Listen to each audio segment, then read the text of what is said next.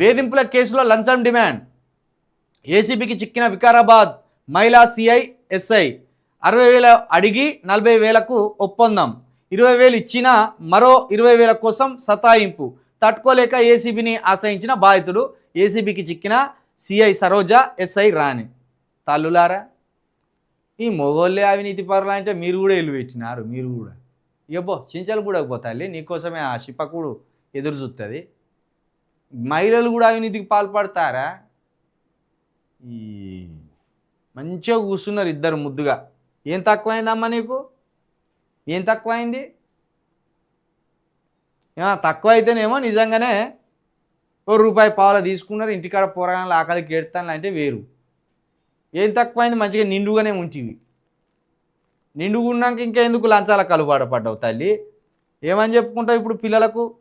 మొగోడు తప్పు చేస్తానన్నా ఏదో ఒకటి నమ్మబలుకుతాడు వాడు.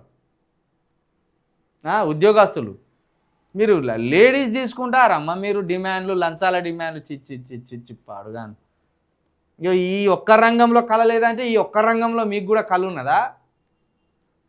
ఈ స్త్రీలకు అవమానం చేస్తాను మీరు. పొరి ఈ లంచాలు స్త్రీలు కూడా తీసుకుంటారు అనేది నిరూపించారు మీరు.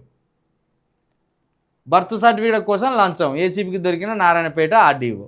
వీడోడు తలిగిండు. బర్త్ సర్టిఫికేట్ కోసం కూడా లంచం తీసుకున్నాడు ఆర్డీఓ గారు. మిమ్మల్ని ఎట్లా చంపాలరా? మిమ్మల్ని లచ్చలు జీతాలు తీసుకొని లంచాలకు ఎగబడి అమాయకుల దగ్గర ఏంది మీ కథ? అమాయకులని